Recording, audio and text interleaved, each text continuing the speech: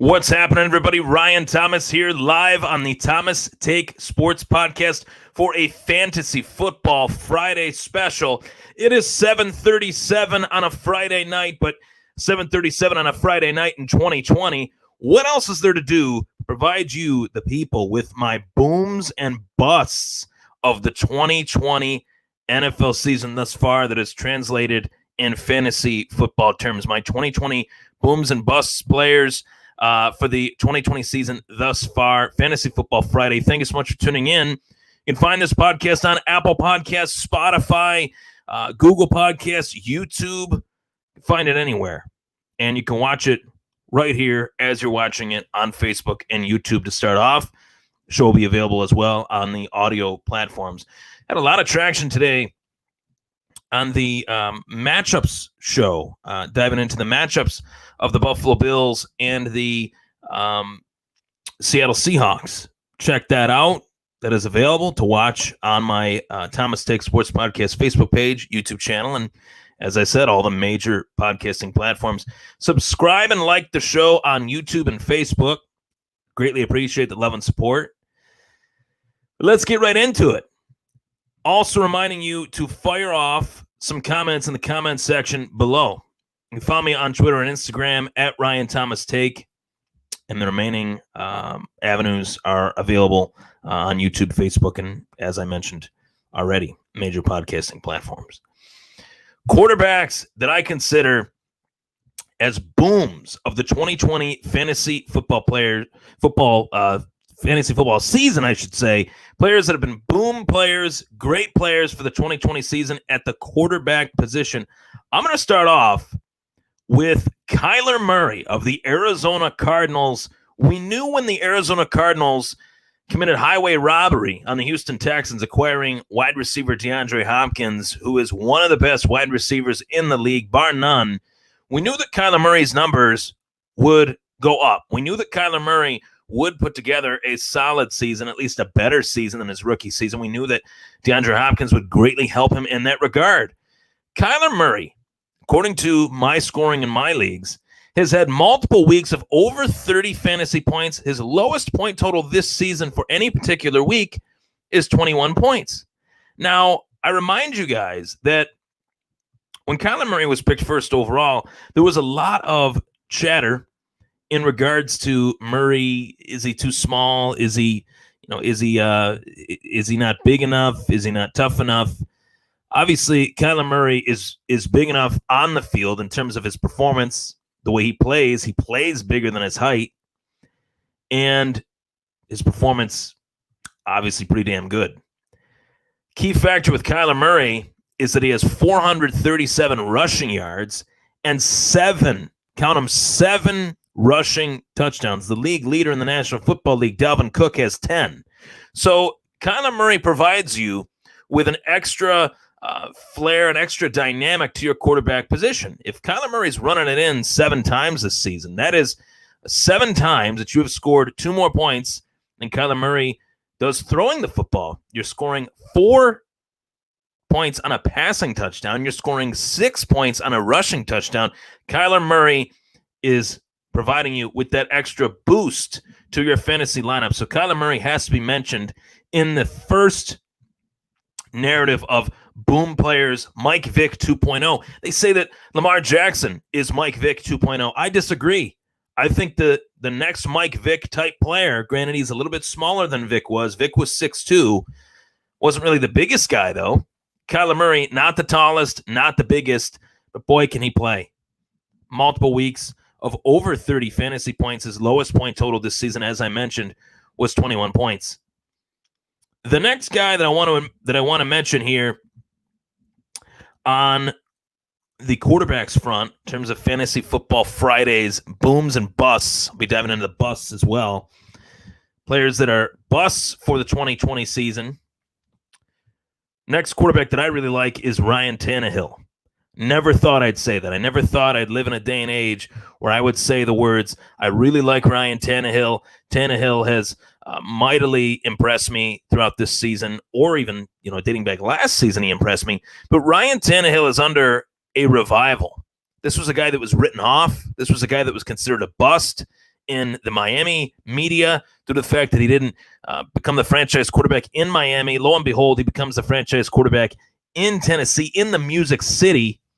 And Ryan Tannehill, if you want to doubt me in saying that Ryan Tannehill has been stellar this season for fantasy football purposes, you're out of your goddamn mind. Ryan Tannehill has 17 touchdown passes and only 3 interceptions for the NFL's RT. RT is behind the mic, but the RT that's on the field, man, he's not taking part. He's taking over for the Tennessee Titans. Came up short in that Pittsburgh game, but Pittsburgh's got one of the best defenses in the National Football League. It's rare to see Ryan Tannehill have a bad day at the office this season. He does just enough. He is able to somehow do just enough and squeak by last season. But this season he has actually taken on more of a workload. More of the onus this season for the Tennessee Titans has been put on Ryan Tannehill, and we saw that as Bills fans. We saw it. We saw Ryan Tannehill have to carry a little bit of the load on a week that Derrick Henry was pretty much stifled outside of the 10-yard line. You know, Derrick Henry does his magic there. So far, Kyler Murray, Ryan Tannehill, those are two quarterbacks that I really like. The third quarterback, my third quarterback that I really like this season that has just blown me away, that has charged up the scoreboard in L.A. at that beautiful new stadium. The name is not coming to me right now of the stadium, but Justin Herbert, yeah, that's a guy that I really like. Justin Herbert, the young gun in L.A., charging up the scoreboard. Justin Herbert, a quarterback that I rated. You go back, top 5 quarterbacks, the 2020 rookie NFL draft class.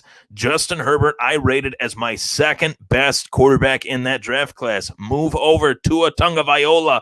Justin Herbert was my number 2. Joe Burrow, obviously Joe Burrow was number 1. Things that Joe Burrow has been able to do, he didn't make the top 3. Justin Herbert actually exceeded him.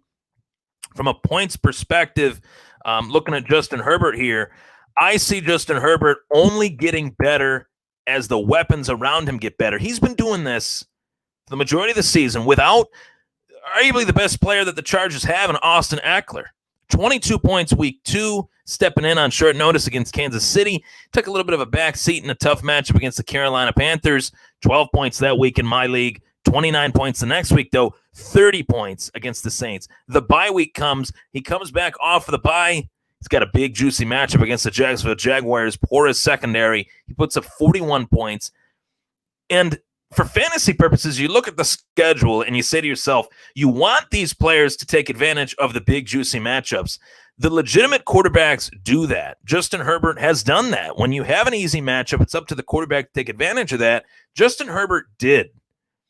41 points, week 7, 21 points, comes back down to earth a little bit with 2 interceptions.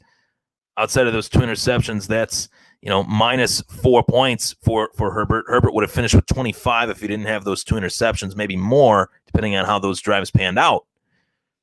But Herbert is averaging over 300 passing yards a game through his first 6 NFL starts with a 15 touchdown, 5 interception, quarterback touchdown to interception ratio. He's been fantastic. Move over Tyrod Taylor, unfortunately, due to those circumstances that are truly astounding. Justin Herbert was able to take advantage of that and make it worthwhile. Now, I want to talk about the running backs that have boomed in the 2020 season, running backs that I really like. I want to start off with the Vikings savior, Dalvin Cook. Dalvin Cook has always been a guy that I've always wanted, player that I've always really liked, but a player that I've never been able to get my hands on. He either gets picked or I'm in some dynasty leagues, some keeper leagues, where I can't really seem to get my hands on him at any point during a season. It's because he's so damn good. Any team that has Dalvin Cook, when healthy, Dalvin Cook is one of the better running backs this league has to offer.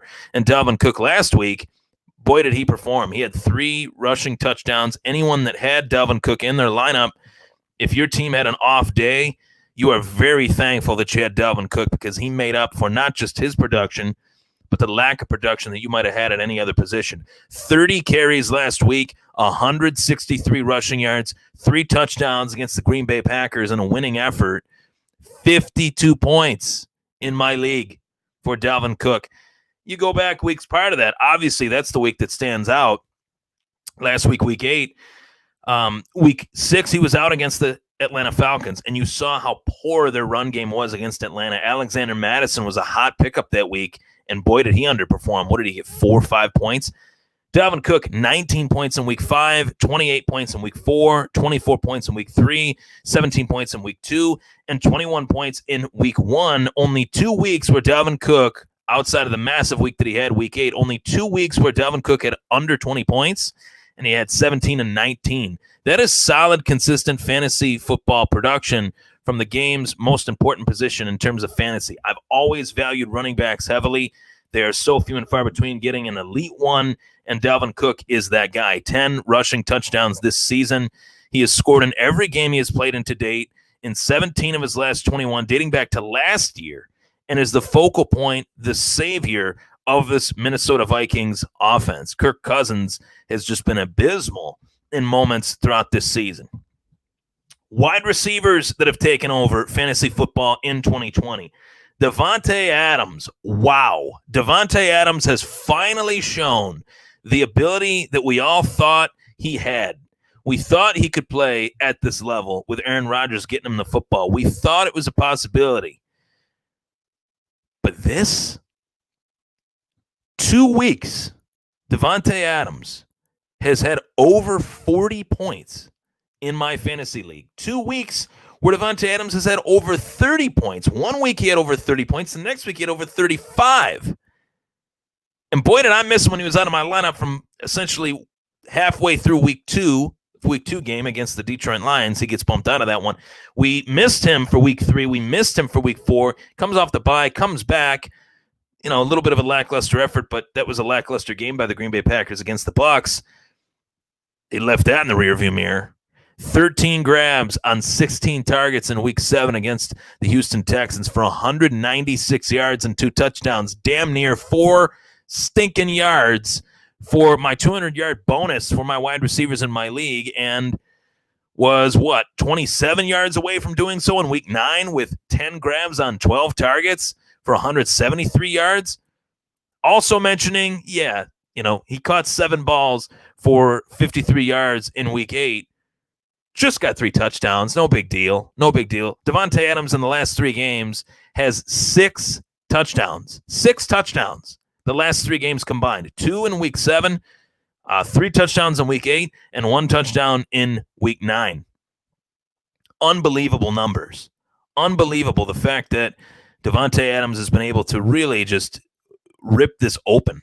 36 catches, 483 yards, 6 touchdowns in 4 games since returning from his hamstring injury.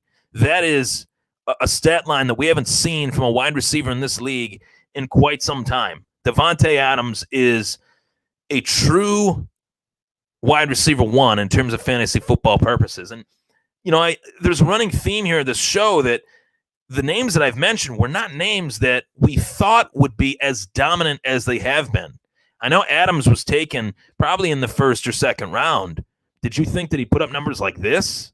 Numbers that would translate to, if your tight end tight end is pretty sparse for fantasy football purposes this entire season. But Davante Adams playing at that level, he's making up literally for the lack of production that you might see in other positions. Fantastic. Next guy that I want to mention of the Seattle Seahawks, DK Metcalf equals the son of Randy Moss and Terrell Owens. Now, I'm not being literal when I say that, but on the football field, if you took Randy Moss, if you took Terrell Owens, and you made a football baby, it would be born DK Metcalf. That would be the baby's name, DK Metcalf. DK Metcalf has opened up the floodgates in terms of his physicality and what we thought he could possibly be. I remember a lot of those people out on Bill's Twitter. I wanted DK Metcalf very badly in the 2019 NFL draft. I thought that the Buffalo Bills were going to take him. Instead, they took tackle guard Cody Ford, and I'm really wishing the Bills selected this player in DK Metcalf. We're going up against him this week. Trey White's got a tough test, a tough task as well ahead of him, covering DK Metcalf. For a guy that is 6'4", 233 pounds, to be able to move the way that DK Metcalf has on the football field to date, right now, Oddly enough, he is rated as the third best fantasy football wide receiver per my scoring in my league. The second best, oddly enough, is his teammate Tyler Lockett. I think that is due to the fact that Lockett does return some punts and kicks, so he might get a little bit of return yards. That is a scoring feature in my league as well. DK Metcalf, though, in his own right, had only one game where it was a stinker. It was against the Arizona Cardinals. He's going up against the best corner in the league in Patrick Peterson. So DK Metcalf does have to prove himself a little bit in terms of going up against the elite of the elite in terms of the corners in this league. And he's got a tough task in doing that against Buffalo. But, Russell Wilson finds a way to get him the ball. 15 targets last week, 12 catches, 161 yards, 2 touchdowns. But DK Metcalf has had 1, 2, 3, 4, 5, 6 games out of 8 where he has had over 92 yards. So possession receiver, can we call him a possession receiver? They meaning the Bills media, those that cover the team, said that, he's just a deep ball guy. He can only run one route. Well, gee, if he can run a deep ball route very well or better than anybody, wouldn't you want that guy on your team, a guy that can stretch the field just as well as anyone? Wouldn't you want that guy? Apparently Bills Twitter didn't. I don't get it. But DK Metcalf, to me, has proven that he is not just a deep ball guy. He is a guy that can run over the middle. We saw that touchdown last week. He catches the ball on the left hash, runs it to the right sideline, runs up the right sideline, and gets it in for 6. They couldn't catch him. They couldn't touch him. He runs a 4.33 40. His pre-draft measurables, 6'4", 235 pounds. It doesn't make sense. It's not possible. Not many people, not many human beings can move the way that DK Metcalf can move. And that's why I say the son of Randy Moss and Terrell Owens, DK Metcalf, if he stays healthy, could join Randy Moss and Terrell Owens in Canton, Ohio. He could put on a gold jacket. Russell Wilson is smiling ear to ear for a reason each and every week. He's got a wide receiver 1 finally on this roster. A long time that it has been that Russell Wilson has been in this league, and he has had some solid wide receivers. No one like this guy. This guy is unlike anything I've seen since the days of Randy Moss and T.O. And the best part about him, I've never even heard him talk. He doesn't talk. He doesn't talk smack. He just shows up, performs, and makes it happen. The next wide receiver that was a boom this season is Stephon Diggs of the Buffalo Bills. Can you dig it? Stephon Diggs, I dig it very much so, watching Stephon Diggs on the field for the Buffalo Bills this season for a new wide receiver, to come on to the Buffalo Bills and perform. I didn't think this would happen. I thought that there would be a lackluster transition from Minnesota to Buffalo. No. Not only has Stephon Diggs been able to stay healthy, he has been a key contributor each and every week, a consistent target machine on this Buffalo Bills offense. Josh Allen has targeted him often, and that makes him a fantasy football player to love to have on your team. One week he's getting 9 targets, the next week he's getting 13, the next week he's getting 6, 7, 16, 8, 11, 9, and he's catching over half of those targets. Week 5 against Tennessee, he's targeted 16 times. He catches 10 balls for over 100 yards. Now the touchdowns, only 3 touchdowns this season, but the target share is very good for Stephon Diggs, and this matchup against the Seattle Seahawks is a great one for him, with the Seahawks secondary allowing the most yards through the first 8 weeks of the season in the Super Bowl era. Those are the boom players of the 2020 fantasy football season. Now, the bust players is fairly easy to go down the rabbit hole and predict. And I'm not even going to give these guys the recognition that they deserve by putting them on the marquee as, bust players. But I picked Lamar Jackson in the first round. The only reason, actually second round, I took Adams first. The only reason that took Devontae Adams first. The only reason I took Lamar first, or second, I should say, was because Mahomes was already gone. I needed a running talent at quarterback. Kyler Murray, I was a little bit weary of. My mistake. Sorry, Kyler, I won't make that mistake again. Lamar Jackson has been fair. The rushing dynamic, not quite there. Passing dynamic, the only reason I have a loss on my record in my main league this season is because Lamar Jackson finished with, and yeah, I'm going to have to relive it by saying it, 12 points in week 3, 15 of 28, 97 passing yards, 1 touchdown. Out of 1, 2, 3, 4, 5, 6, 7 games, Lamar Jackson has only thrown for 200 yards 3 times. 204, 275, 208. He's had ugly stat lines of 97 passing yards, 193 passing yards, 180 passing yards, 186 passing yards.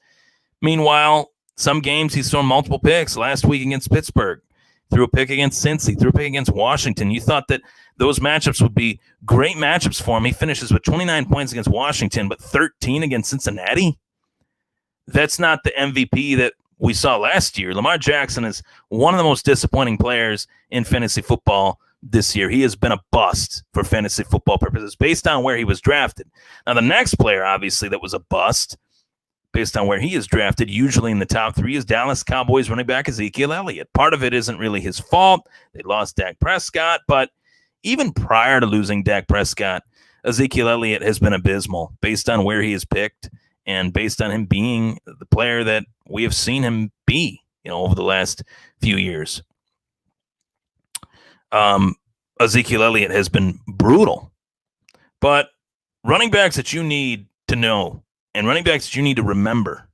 I talked about Dalvin Cook, but the rookie sensation, Clyde Edwards-Helaire, as if the Chiefs needed to get any better, right? They get Clyde Edwards-Helaire. Holy Toledo, this guy is fantastic. Clyde Edwards-Helaire, fantastic each and every week. The one week that he turned our defense into mincemeat, that let me know, okay, this guy's the real deal. And I know the Bills' defense has been inept and has been a mess, cluster, you know what. But Clyde Edwards-Helaire, to come in as a rookie on a loaded offense, he established himself. He established his role early on this season, and he is just run away with it. Now, Le'Veon Bell might change some things. I don't think he'll change too much, but Clyde Edwards-Helaire, what a player.